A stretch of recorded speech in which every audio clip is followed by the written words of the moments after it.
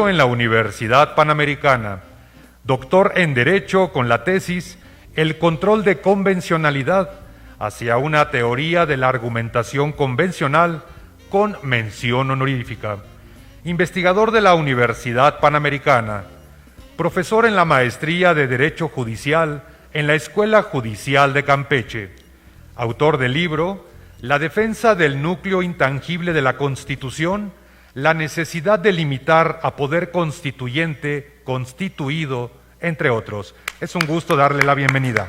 Asimismo, leo parte de la ficha curricular de nuestro siguiente ponente, magistrado Juan Carlos Ortega Castro, presidente del Segundo Tribunal Colegiado en Materia Civil del Segundo Circuito, presidente del Segundo Tribunal Colegiado en Materia Civil, egresado de la Escuela Libre de Derecho, maestro en Derecho Constitucional, maestro en Derecho Civil, maestro en Derecho Procesal Penal, doctor en Ciencias Penales, catedrático del Instituto de la Judicatura Federal, catedrático de la Escuela Judicial del Estado de México y en diversas instituciones académicas a nivel nacional. Nuevamente también le damos la bienvenida, muchas gracias por estar con nosotros. Como moderadora queda en uso de la palabra la magistrada del Poder Judicial del Estado de México, Xóchitl Martínez Correa. Adelante, magistrada. Gracias. Bien, buenas tardes a todos. Es un verdadero placer tener a estos ponentes de lujo. Gracias, magistrado, gracias, doctor Francisco, por haberse tomado el tiempo de acudir a esta convocatoria tan innovadora de nuestro presidente del tribunal. Gracias también a todos los que se encuentran presentes y a los que nos ven a través de las redes sociales. Como observaron, es un tema que, bueno, es de actualidad y que nuestro presidente tuvo la idea de retomarlo en estos tiempos difíciles que vive la nación. Sabedores de que las facultades concurrentes son aquellas que corresponden a los poderes federales, pero que en determinadas circunstancias pueden ejercer válidamente los poderes de los estados. Entre tanto, aquellas no las ejerzan. Hemos, a lo largo de este día y el día de ayer, tuvimos la oportunidad de que diversas personalidades que han estado han puesto sobre la mesa diversos cuestionamientos a esas facultades concurrentes. Sabemos que en México se desarrollaron esas facultades concurrentes de manera un poco diversa, a como lo señaló o se señaló en la Constitución o en la forma americana. Es un verdadero placer que ustedes nos puedan proporcionar la idea de facultades concurrentes y obviamente acrecentar el acervo de todos los que estamos aquí, ávidos de más conocimiento. Muchas gracias por haber acudido y primeramente le otorgaré el uso de la palabra al magistrado Juan Carlos Ortega. Adelante, magistrado. Muchas gracias, desde luego, por la invitación y como el tiempo es corto, entro rápido en el tema. Bueno, para empezar, hay una confusión terminológica entre facultades concurrentes y coincidentes. Creo que esto ya lo han de haber visto en las anteriores ponencias y normalmente inclusive los usan hasta como sinónimos y se habla de facultades concurrentes, como lo ha dicho muy bien la doctora, la magistrada, efectivamente como aquellas facultades que originalmente corresponden a la federación, pero que no ejerce y por lo tanto las reasume el Estado. O bien también se entienden por facultades concurrentes, por otro sector, aquellas que pueden ejercer tanto la federación como los estados. Rápidamente también señalo que la Suprema Corte ha identificado en jurisprudencia por reiteración que hay 5 órdenes de gobierno o 5 niveles jurídicos, que son el constitucional, el federal, el estatal, el municipal, el del Distrito Federal. Entonces, esto significa que tenemos ordenamientos y jurisdicción constitucional, federal, estatal, municipal y de la Ciudad de México.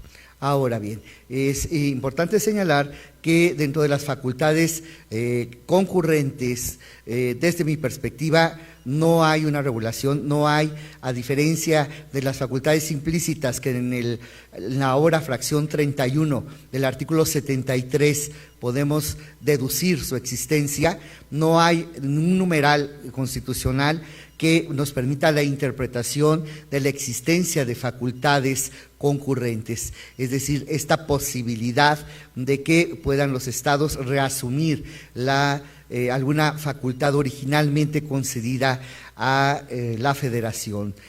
Sin embargo, ahora con el rediseño de los derechos humanos y del amparo, pues sí tenemos que la Corte ha diseñado este sistema de control ex oficio en el cual combina tanto el control difuso como el control concentrado de constitucionalidad y convencionalidad. Y esto nos lleva a que los jueces, cualquier juez de instancia, sea del fuero federal o del fuero local, puede también hacer un examen de constitucionalidad y de convencionalidad, inaplicando una disposición si considera que es contraria a la Constitución o a una convención internacional. Entonces, esto implica una facultad de justicia constitucional que originalmente correspondería al Poder Judicial Federal, pero que puede ejercer también cualquier autoridad, inclusive estatal, cualquier juez, siempre y cuando sea solamente la inaplicación. Y obviamente el control concentrado, que solamente se ejerce a través de los medios de control constitucional, que pues es prácticamente el juicio de amparo, porque los otros medios de control pues son de atribución exclusiva, controversia constitucional, acciones de inconstitucionalidad que solamente conoce la Corte, y en materia político-electoral pues el Tribunal Electoral del Poder Judicial de la Federación.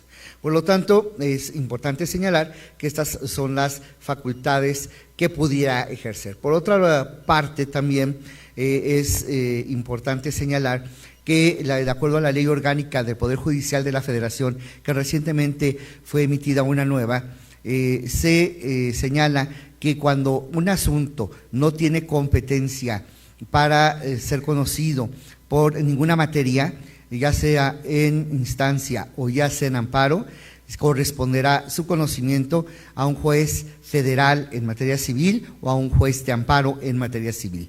Esto es, y aunado a lo que señala el Código Civil Federal en cuanto que no se puede dejar de resolver ningún asunto sobre pretexto de oscuridad o insuficiencia de la ley, nos lleva a que hay una jurisdicción hermética. Esta jurisdicción hermética y plena significa que si no hay ninguna vía, no hay ninguna forma procesal para ventilar alguna cuestión o algún litigio, se va a encauzar en materia federal y corresponderá a un juez de amparo en materia civil si la jurisdicción es constitucional, o a un juez de naturaleza civil federal si es de instancia. Esta sería mi presentación. Muchas gracias, magistrado. Muchas gracias, magistrado. Como siempre, interesante escucharlo. Ahora bien, escucharemos al doctor Francisco para que nos hable acerca de su posicionamiento respecto de estas facultades concurrentes. Adelante, doctor. Muchas gracias. Pues antes que nada agradecer la invitación del magistrado presidente del tribunal, de mi amigo el doctor Gerardo Laviaga. Para mí es un placer tener la oportunidad de poder plantear a los ponentes, a los participantes, a los organizadores de este congreso, pues algunas reflexiones sobre las que hemos venido trabajando en el área de investigación de la Universidad Panamericana en su Facultad de Derecho, y sobre todo porque pues ya después de 15 años de impartir la clase de teoría constitucional en la facultad, pues sin duda alguna hemos llegado a la cuenta de que normalmente solemos, y celebro por lo tanto la materia y el contenido del Congreso, los que solemos referirnos al sistema federal mexicano lo hacemos normalmente pensando en que es un todo, ¿no? Que es un todo armónico, que es un todo sistémico. Y lo cierto es que no es así. Pensando en los sistemas de organización estatal, que podríamos simplemente ubicar a los dos principales, que puede ser por un lado el Estado unitario, ¿no? O los centralismos, y por el otro lado el opuesto, que es el Estado federal o federalismo. Si uno analiza, digamos, los distintos países o los distintos estados que al día de hoy existen en el orbe, nos vamos a dar cuenta que numéricamente son más los estados unitarios, más los centralismos. Y esto es por una simple y sencilla razón, porque es mucho más sencillo, ¿no? El hecho de que las decisiones se tomen desde el centro y fluyan como fluido eléctrico, ¿no?, a toda la periferia del estado, pues facilita las cosas. De hecho, hemos entrado, ¿no?, en la reflexión últimamente en el Estado mexicano de ir asumiendo ese tipo de características o de ir injertando matices o temperamentos a nuestro sistema federal de corte central. La expresión más clara y concreta y cercana la tenemos con las famosas legislaciones únicas, ¿no?, lo que ha dado pie al Código Nacional de Procedimientos Penales. Está ahí en omisión legislativa el Congreso de la Unión respecto del Código Nacional de Procedimientos Civiles y Familiares. Ya existe una Ley Nacional de Ejecución de Sanciones. Y en esta medida, la pregunta me parece que viene un poquito detrás, ¿no? Es decir, ¿qué es lo que hace que a los estados constitucionales, bajo la lógica del constitucionalismo, que no es otra cosa sino la doctrina que pretende limitar al poder a través del derecho, institucionalicen, se organicen jurídicamente en mayor medida como estados unitarios, y que otros, pocos, que normalmente, si ustedes ven ese mapa mundi, normalmente suelen ser estados de mayor extensión territorial, ¿no? En ese sentido, me parece que desde el punto de vista histórico es importante advertir que el federalismo lo podemos entender como un mal necesario. Si ustedes y yo tuviéramos la posibilidad hoy por hoy de constituir un estado, difícilmente nos decantaríamos por el federalismo si no hubiese una razón histórica que atendiera a nuestra cultura, a la forma en cómo nacimos como país. Elegiríamos el Estado unitario porque es, decía yo, más sencillo. El federalismo es un mal necesario en la medida en que, en el caso mexicano y en el caso de muchos federalismos, fue la vía, fue el sistema de organización estatal que permitió mantener unido aquello que estaba destinado a desunirse, ¿no? Y la experiencia la tenemos precisamente justo después de que fracasa el Imperio Mexicano, el Estado mexicano, que dicho sea de paso estamos por cumplir solemnemente 200 años, ¿no?, del establecimiento del Estado constitucional mexicano, lo que tendríamos que estar celebrando con mucho más vigor. Fracasa el Imperio Mexicano precisamente en gran medida porque el Congreso Constituyente en 1821 no pudo dar esa Constitución. Pero no obstante, en 1823 emite un documento que tiene naturaleza jurídica, pero que en realidad no tenía competencia el Congreso para emitirlo, que es el famoso voto del Congreso por la República Federada de 1823, en donde le dice a las provincias: no se separen, no se vayan, vamos, ¿no?, a reconocer su soberanía, vamos por un sistema federal. Muchas veces se piensa que se hizo por copiar el modelo norteamericano. Pero lo cierto, como lo hizo quien nos antecedió, ¿no?, como lo dice el doctor Manuel González Oropesa, en 1823 y con la sanción del acta del acta constitutiva de 1824, cuando se establece el federalismo propiamente, el dilema que correrá durante todo el siglo XIX mexicano respecto de si nos organizamos como federación o como Estado unitario, no se resolvía, apenas comenzaba. Tanto es así que después vendrán, ¿no?, distintas constituciones de corte central, incluso de corte dictatorial. ¿Por qué se piensa que copiamos el sistema federal norteamericano? Me parece que en realidad lo hicimos, pues si me permiten la analogía, por economía procesal, porque era lo más cercano que teníamos.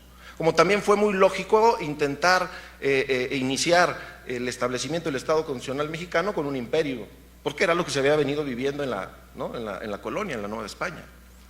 En este sentido, el siglo XIX mexicano transita en una lógica, o la clase política del siglo XIX transita en una lógica de ensayo de acierto y error. A ver qué nos funciona. Y aquí es donde, pues ya acercándome propiamente a la Constitución vigente, yo advierto un problema de nuestra Constitución que luego se va a traducir en la cantidad de facultades concurrentes que hoy tiene nuestro artículo 73, sobre todo en su fracción 29. Que dicho sea de paso, si ustedes han analizado el artículo 73 en su texto original, tenía 30 fracciones, pero evidentemente la fracción 29 no tenía todas las letras del abecedario. De las 763 reformas que hoy tiene nuestra Constitución en 104 años de vigencia, 85 son al artículo 73. ¿Esto de qué nos habla? De que nuestro federalismo en cierta medida es artificial. A diferencia del federalismo auténtico, clásico, de corte norteamericano, en donde fueron las 13 colonias, después estados independientes, los que formaron y pactaron la Constitución, pues en nuestra génesis hay una tesis completamente opuesta. Fue la Constitución la que creó los estados. Y esto evidentemente, digamos, desde el punto de vista de la génesis constitucional de nuestro país, de nuestro sistema federal, pues marca muchas pautas. Y una de ellas es la tendencia centralizadora que siempre ha estado presente en nuestra nación. Y esto hoy por hoy está actual. Esta cantidad de reformas al artículo 73 da cuenta de ello, porque en un primer momento, hasta 1934, cuando vienen las reformas en materia de educación y en materia de salud, ¿no?, que ya se empiezan a incorporar las facultades concurrentes tal y como las conocemos, que habilitan al Congreso de la Unión a expedir leyes generales, que son las que van a terminar de distribuir competencias para saber qué le toca a la Federación, estados y municipios en esa materia. La concurrencia, como bien decía el magistrado, la concurrencia en México significa coincidencia. Vamos a ver a los 3 niveles de gobierno intercediendo o interviniendo en la misma materia, a diferencia del modelo norteamericano, en donde concurrencia, como bien lo decía la magistrada, más bien implica la posibilidad de que las entidades federativas, cuando una facultad ha sido reservada exclusivamente a la Federación y la Federación no hace uso de ella, pues transitoriamente, temporalmente, la entidad federativa la ejerce. Pero claro, eso obedece a un federalismo en el que las 13 colonias, 13 estados independientes fundan un nuevo estado. Evidentemente, para fundarlo se tienen que ceder, ¿no? Tienen que ceder ciertas facultades, ceden su soberanía, asumen autonomía, y al primer momento en el que ven que la autoridad federal no ejerce las facultades que le fueron concedidas, pues dicen, las ejerzo yo, porque eran mías. Eso no pasó en el sistema federal mexicano, aquí fue al revés. El artículo 73 da cuenta en un primer momento de reformas que no hacen sino federalizar materias. Sacan de la competencia residual de las entidades federativas algunos ámbitos y los convierten en federales, punto. Cuando nos vamos dando cuenta que eso evidentemente iba a llegar a romper el sistema federal, echamos mano de una reminiscencia que poco tenemos en cuenta en el texto original de la Constitución del 17, que es el artículo 117, último párrafo. A pesar que la Constitución del 17, en el artículo 124, ¿no?, aquellas facultades que no estén expresamente concedidas a la Federación se entienden reservadas a los estados, principio de facultades explícitas o de competencia residual, a pesar de que asumimos el modelo de asignación dual de corte norteamericano. ¿Por qué de asignación dual? Porque lo que no es de la Federación es de los estados. Lo que no cae de un lado, cae del otro. A pesar de ello, termino rápidamente, el artículo 117, para dejar planteado el tema, el artículo 117, último párrafo, señala que tanto el Congreso de la Unión como las legislaturas de los estados tendrán facultades para legislar a efecto de abatir el alcoholismo. Se siembra ahí una semilla que rompe el sistema dual. Y mis siguientes intervenciones o reflexiones será precisamente ver cómo fue esa semilla la que creció y no la del modelo de asignación dual de competencias del 124. El 117 más bien nos habla de un federalismo cooperativo, de un federalismo colaborador de corte alemán. Esa sería la primera intervención como base de mi... Muchas gracias, doctor. Muy interesante acerca de lo que ambos nos han hablado. Sin embargo, quisiéramos que pudieran contestar algunos cuestionamientos, que es importante que ustedes nos fijen una postura acerca de ellas. La primera sería, ¿qué propondrían para reforzar la participación de las entidades federativas en las materias señaladas en el artículo 73, fracción 21 de la Constitución mexicana y que son objeto de regulación en leyes generales o nacionales, tales como los delitos de secuestro, desaparición forzada de personas y tortura? Quiero recordarles que tenemos algunas otras preguntas, entonces iniciaremos, doctor Juan Carlos.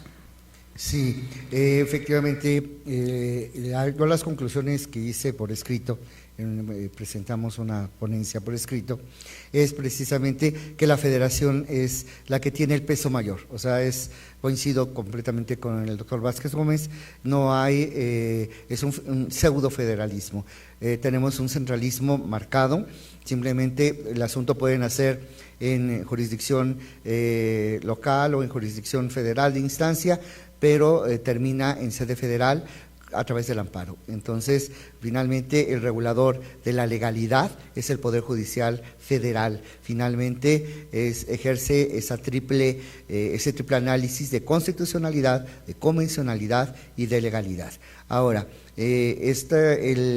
la creación de leyes nacionales que ya han sido señaladas, aparte de las de la fracción 21 y también las que señaló el doctor, y otras más que también, pues, obviamente en materia de trabajo, en materia mercantil, etcétera.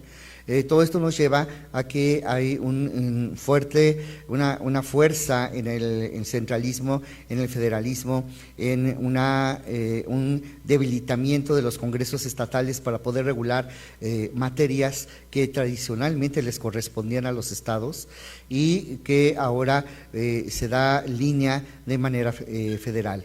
Creo que no hay una forma, la pregunta concreta, no hay una forma más que regresarle a los estados la posibilidad de que ellos pudieran legislar sobre materias que tradicionalmente les estaban otorgadas, les estaban reservadas. Y hoy día pues se les mermó y se les sustrajo y se absorbió por parte de la Federación. Nada más para terminar y cerrar el comentario, efectivamente algunos autores hablan de que hay una creación centrífuga y una creación centrípeta del federalismo. Y México responde a una creación centrífuga, fue una creación artificial, fue la Federación o fue el Poder Central el que crea los estados y no al revés como en Estados Unidos, que fue una forma centrípeta en donde los estados crean la Federación.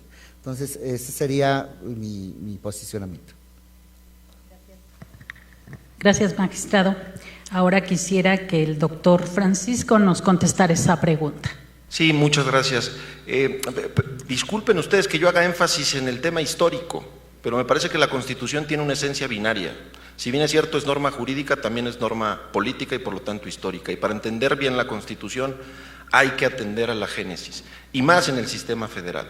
Respecto de las facultades concurrentes, me parece que si seguimos, ¿no?, en la línea en la que vamos, pues ya se nos acabó el abecedario para la fracción 29 del 73, ¿no? Ya tuvimos que crear una fracción 31, lo que no había pasado en 103 años de la historia de la Constitución.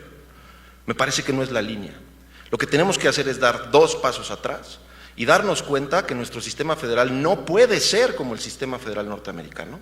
Y eso no quiere decir que colapse o que fracase, sino más bien darnos cuenta que desde 1917, en el artículo 117, hay una semilla que fue la que terminó por crecer, el federalismo cooperativo.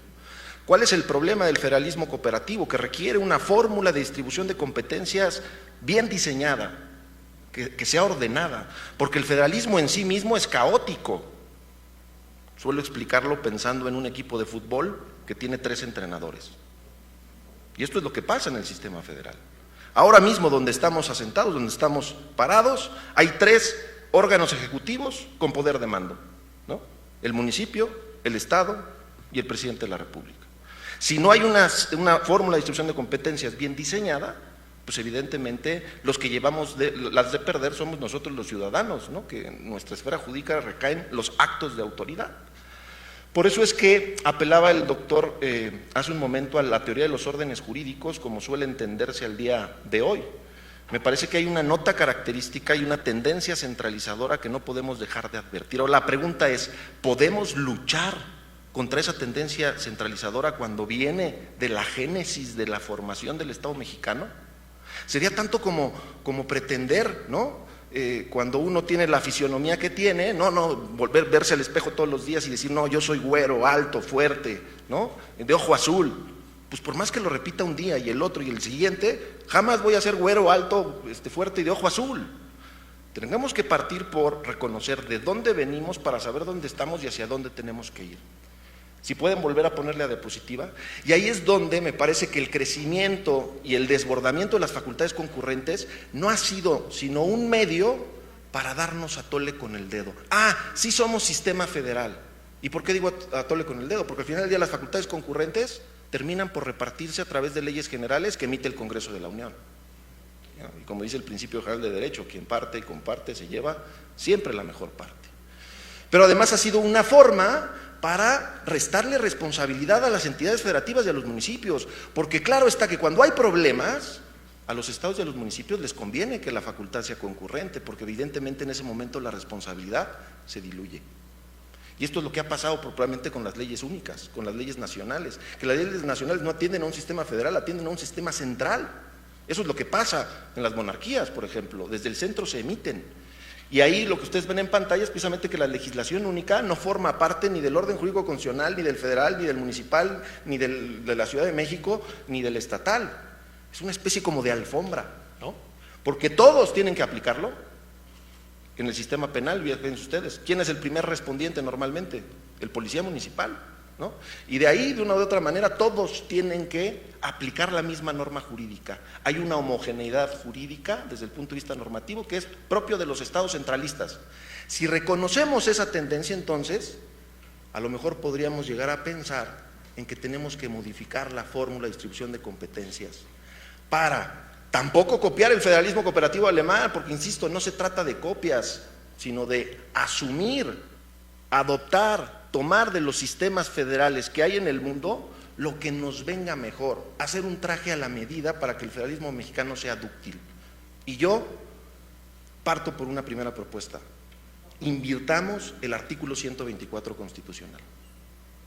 Dejémonos de dar a tole con el dedo. ¿Y qué significa invertirlo? Que las facultades expresas en la Constitución sean para los estados y que la competencia residual sea para la federación. Esto permitirá dos cosas: identificar con claridad qué materias son responsabilidad del ámbito local, y entonces sí ya no se vale, es que esto nos tocaba a todos. No, te toca a ti. Claro, y eso responsabilizará a los órganos políticos a distribuir de mejor manera el presupuesto. Atemperará la reforma constitucional, porque cada vez que algo no funciona bien, tocamos el artículo 73 para repartir, ¿no? Y en el mejor de los casos, con la buena voluntad, repartir competencias y organizarnos mejor; en el peor de los casos, para diluir responsabilidades. Yo pondría sobre la mesa eso. Y luego, respecto de las facultades concurrentes, identificar. Fíjense ustedes que el sistema federal tiene que ser ese sistema que logre un equilibrio entre unidad y diversidad. Véanlo de esta forma: en un sistema federal es federal, se reconocen autonomías porque en algo somos diferentes, pero estamos cohesionados en un sistema porque en algo somos iguales. Hay unidad y diversidad. El sistema federal le tiene que dar equilibrio a eso. Y entonces, identificando cuáles son estas materias que tienen que ser concurrentes porque requieren la participación de todos los estados. Hay unas muy claras: protección civil. Cuando tiembla, no tiembla nada más en Oaxaca, ¿no? Los temblores no conocen del derecho constitucional. Y en este sentido, la protección civil tiene que ser homogénea y además requiere la participación de todos. Cooperativismo. Pero también tenemos que saber identificar aquellas materias que tengan que ser únicas en el Estado. Lo estamos viendo ahora, Código Nacional de Procedimientos Penales. Si no hubiese sido por ese código, el nuevo sistema de justicia penal tendría todavía más dudas de las que hoy tiene, ¿no? Porque cada quien empezó a emitir sus procedimientos penales como entendió, ¿no?, el artículo 20 de la Constitución. Identifiquemos claramente, y creo que pasa, y lo ha hecho Argentina, sistema federal; Brasil, sistema federal. El derecho civil, el derecho penal son únicos, porque no puede significar el matrimonio una cosa en Toluca y otra cosa en la Ciudad de México y otra cosa en Yucatán. Y no me meto al tema controvertido, simplemente lo que digo es: si eso no nos mantiene unidos, los conceptos y contratos fundamentales del derecho civil, yo no sé qué, ¿para qué somos federación? Entonces mejor que cada quien, ¿no?, tome su ámbito de competencia, su soberanía, y que esto se convierta como una nueva Centroamérica. ¿Se entiende? Y esto pasa por invertir la fórmula de distribución de competencias del 124. Evidentemente en la ponencia que estamos compartiendo al Congreso, todo esto se desarrolla de manera más profunda. Gracias, doctor. Creo entonces, tal y como lo afirmó el magistrado Ortega, que coinciden en que se debe legislar por parte de los estados, y acerca de lo que usted mencionó, de invertir el artículo 124 para que las facultades se le otorguen o las tengan los estados, y solamente lo que en las materias que estos no legislen quede para la federación. Muy amables por esos comentarios. Tendría una nueva pregunta. ¿Qué mejoras propondría para regular de manera más clara la facultad de atracción que tiene el Ministerio Público Federal en materia de concurso de delitos? Adelante, magistrado Juan Carlos. Sí, es ahora sí que pan con lo mismo, ¿no? Ya creo que de todas las exposiciones que han escuchado y de lo que hemos expuesto nosotros dos en estos breves momentos, queda muy claro de que hay un centralismo, de que hay una preponderancia hacia el aspecto federal.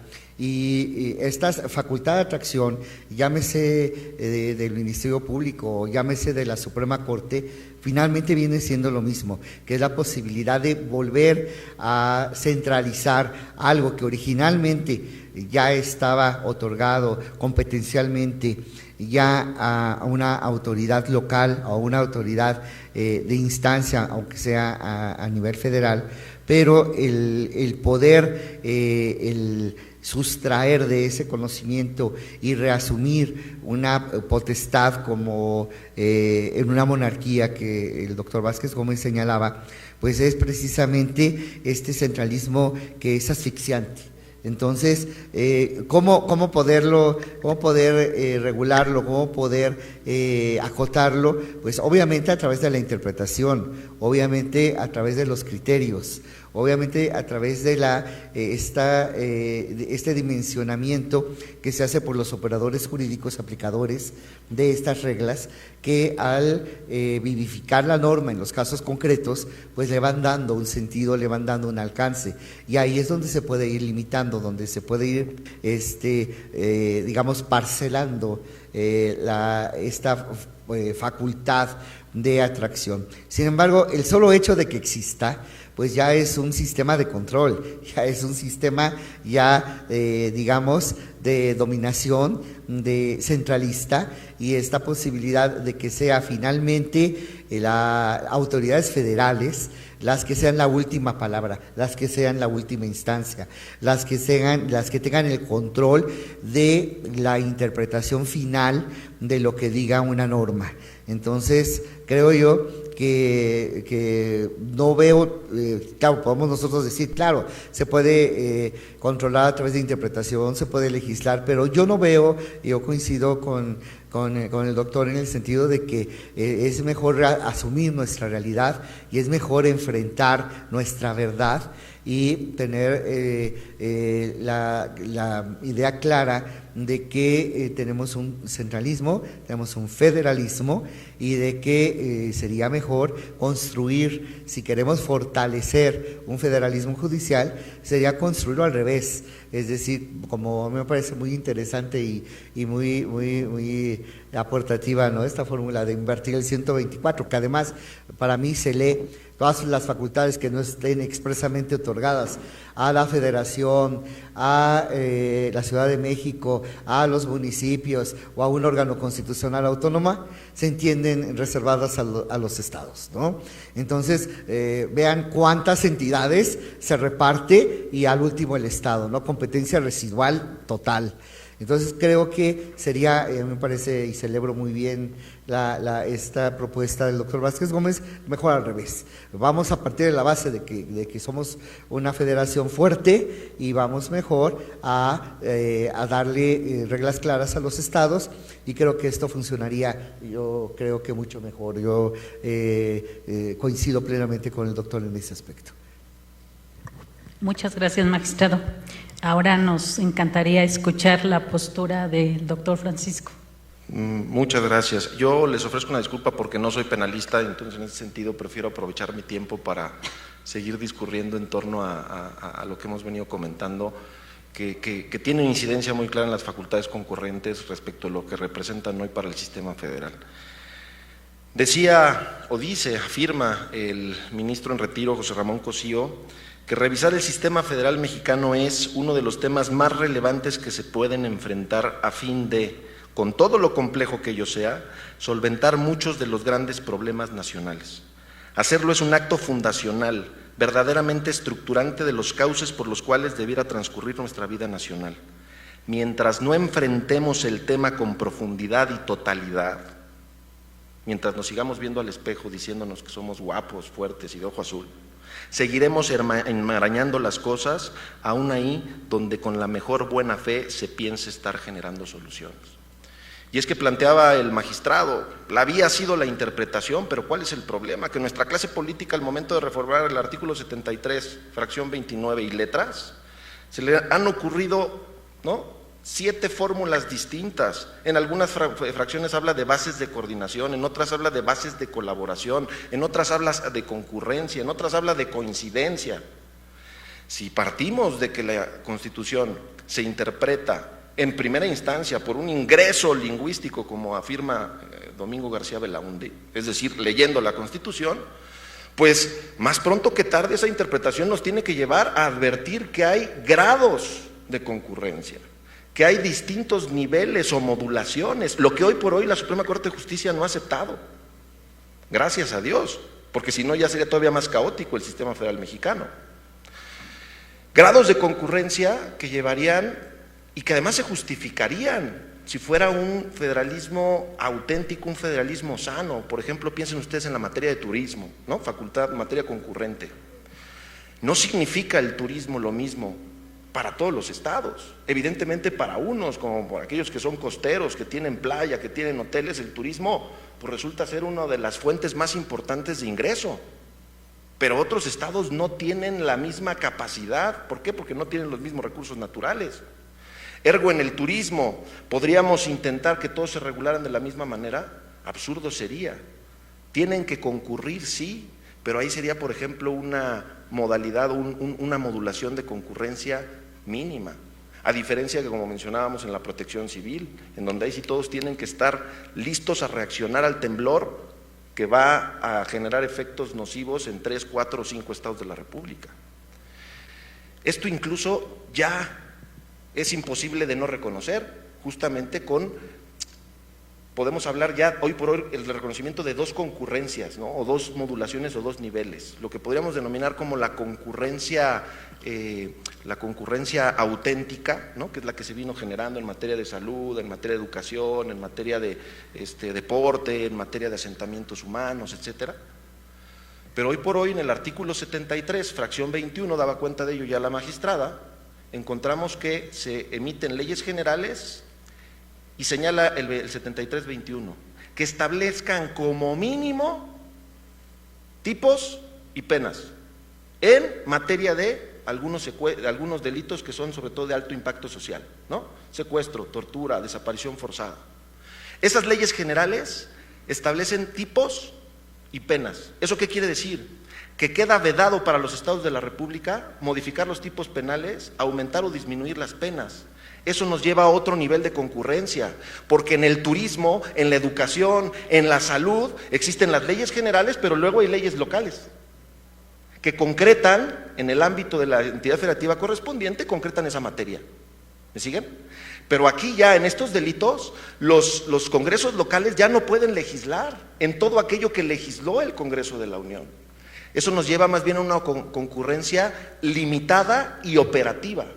Limitada porque ya no pueden legislar en el tema, y operativa porque en todo caso a quien le toca perseguir el delito e impartir justicia en el mismo es a las autoridades locales. ¿Cómo? En base a la ley general. ¿Se dan cuenta que si seguimos por donde vamos a seguir parchando la Constitución? Por eso el planteamiento de Cosío Díaz es interesante, ¿no? Entrarle al federalismo es entrarle con profundidad, con totalidad, y es un acto fundacional. Si podemos poner la segunda diapositiva rápidamente, de lo que se trataría sería de, evidentemente, invertir o modificar la fórmula de distribución de competencias, reconociendo ese gen centralista que tenemos en nuestra historia constitucional, para efecto de que entonces ahora, en el primer triangulito, el orden jurídico, ¿no?, pues tendrían competencia residual. ¿Habría alguna competencia privativa porque tiene que ser desarrollada de carácter nacional, como lo vemos hoy? Procedimientos penales, procedimientos civiles y familiares. Y también habría la flexibilidad, y esto hace del federalismo dúctil, el que se pueda en aquellos casos, e incluso temporalmente, delegar algunas cuestiones a las entidades federativas para que colaboren en ese tema. Y por último, las facultades concurrentes que exigen la participación de todos.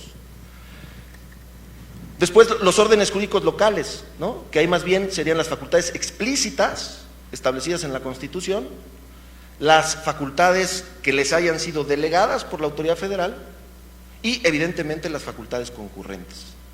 Y en estos tres ámbitos estaría tanto los 31 estados de la República como la Ciudad de México y evidentemente los 2.465 órdenes municipales. Que aquí yo quiero plantear una reflexión, que me parece que también está en el fondo. Queremos que este país se desarrolle, es momento de voltear a ver al municipio. Si nosotros advertimos los servicios públicos que el artículo 115 le atribuye al municipio, nos vamos a dar cuenta que son los servicios públicos más sensibles para ti y para mí como ciudadano. Agua potable, recolección de basura, pavimentado, alumbrado público, rastros, parques, jardines, panteones. Imagínense un país en el que los 2.465 municipios hicieran bien esos 10 puntos. Este país sería otro. ¿Se dan cuenta? Volteemos a ver al municipio. Y esto implica, dirían ustedes, es que si invertimos el 124 fortalecemos a la federación. No, porque más bien dejamos claro qué le toca y por lo tanto qué presupuesto necesita el Estado y el municipio. En la medida en que seguimos como vamos, quien va a seguir repartiendo las facultades y quien va a seguir repartiendo en esa, ¿no?, lógica el presupuesto va a ser la federación. Y volvemos al mismo punto, quien parte y comparte siempre se lleva la mejor parte. Gracias, doctor. Excelente reflexión. Y finalmente, les quisiera hacer una última pregunta. ¿Se debe avanzar hacia un centralismo competencial o más bien fortalecer la descentralización? Adelante, magistrado Ortega. Sí, bueno, creo que ya a estas alturas del partido, creo que ya está muy clara la respuesta. O sea, el camino histórico que ha señalado el doctor Vázquez Gómez, pues llevamos realmente más de 5 siglos de centralismo, eso es indudable. Llevamos con un federalismo realmente de papel, ¿no? Solamente es una fachada, solamente es un eufemismo, pero realmente tenemos un control federal de la creación de la norma, un control federal de la aplicación de la norma, un control federal de la organización, de la gestión judicial, de todo el entramado jurisdiccional mexicano. Son finalmente las autoridades federales jurisdiccionales las de mayor relevancia, las de mayor importancia, y le dejan a los poderes judiciales de los estados y a la justicia local en los distintos ámbitos debilitada, las deja con muchas, ahora sí que dudas, con pocos recursos en todos los niveles. Hablo de recursos materiales, hablo de recursos jurídicos, hablo de operatividad, están limitados. Entonces, creo que sí es el momento de rediseñar y de fortalecer a los poderes locales, evidentemente, reconociendo que tenemos un centralismo a este nivel. Creo que es muy difícil ya invertir y tratar de vivir un nuevo o un federalismo real. Ya se intentó en los 2000 con justicia local, se hicieron tribunales constitucionales locales. De hecho, aquí se creó una sala constitucional que, pues, ¿cuántos ha resuelto? ¿Cuántos asuntos ha resuelto desde que se instauró? Bueno, yo creo que no llega ni a 10. Entonces, bueno, a lo mejor 11. Pero hablando de todos estos años, estamos hablando de 20 años. Entonces, en 20 años, realmente, hablando de 40, pues es prácticamente nada. Estaríamos hablando un promedio de 2 por año. Entonces, 40 por año, y esto siempre enfocado básicamente a controversias constitucionales y especialmente donde están inmersos municipios. Entonces, básicamente el 90 y tantos % de este tipo de así es. Entonces, lo cierto es de que creo que se intentó fortalecer lo que es el constitucionalismo local y fracasó. O sea, realmente fracasó. Entonces, estos intentos de fortalecer o vivir un federalismo real, creo que van a topar con esta dura realidad que ya ha señalado el doctor Vázquez Gómez, de que vivimos realmente un centralismo, vivimos un federalismo que es predominante, y por lo tanto creo yo que la centralización va a seguir. No creo que haya una variación o un cambio, y creo que la única solución es dar reglas claras, asumir esta realidad y efectivamente dar de forma muy precisa las facultades que deben de tener los estados, tanto en la creación de normas sustantivas y adjetivas, como también en la aplicación, y también rediseñar para que la justicia local termine en la justicia local. Creo que ese viejo sueño del amparo local, pues creo que puede volverse a retomar y podría funcionar también para evitar toda esta cantidad de asuntos de los que tiene el Poder Judicial Federal, y que es un cuello de botella que implica también un retardo en la administración de justicia. Gracias, magistrado.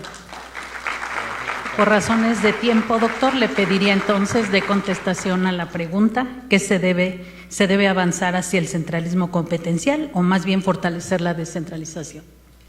Yo, evidentemente, mi postura sería la primera, pero no hablaría de centralismo competencial, porque me parece que eso sí atenta contra una idea fuerza que ha estado presente en toda la historia constitucional mexicana. Y esto es así porque de los 3 grandes movimientos que transitamos, ¿no?, en el siglo XIX y XX, ¿no?, lo que es la independencia, lo que es la reforma y lo que es la Revolución Mexicana, derivó de ahí el sistema federal. El federalismo es una idea fuerza, pero tenemos que entender qué tipo de federalismo. Y ahí es donde, por ejemplo, Konrad Hesse acerca el concepto de federalismo unitario, refiriéndose al federalismo alemán, ¿no?, federalismo y unitarismo. O bien habla también de federalismo débil.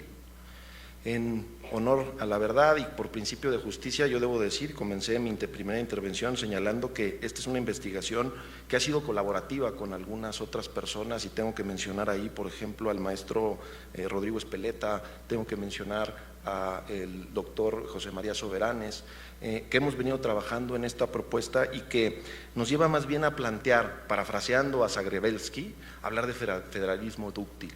En términos concretos, de lo que se trataría es que, viendo el espectro de los sistemas de organización estatal, por un lado tendríamos el Estado unitario o centralismo puro, ¿no?, que evidentemente se apega mucho al sistema monárquico, por ejemplo, de corte inglés.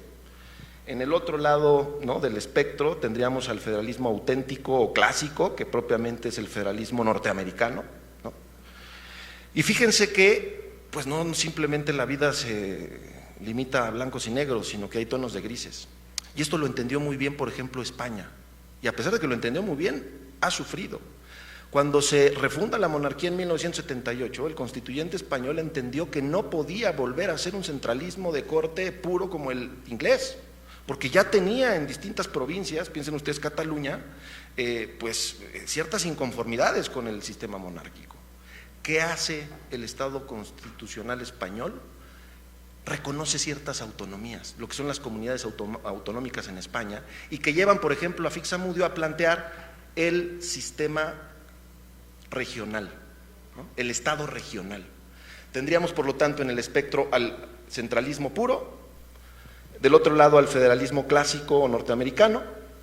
Como un primer tono de gris el Estado regional de corte español, que es un Estado que viene del centralismo, pero que ha venido asumiendo algunas características del federalismo, ha ido reconociendo algunas autonomías por necesidad política, por necesidad social, incluso por necesidad cultural, ¿sí?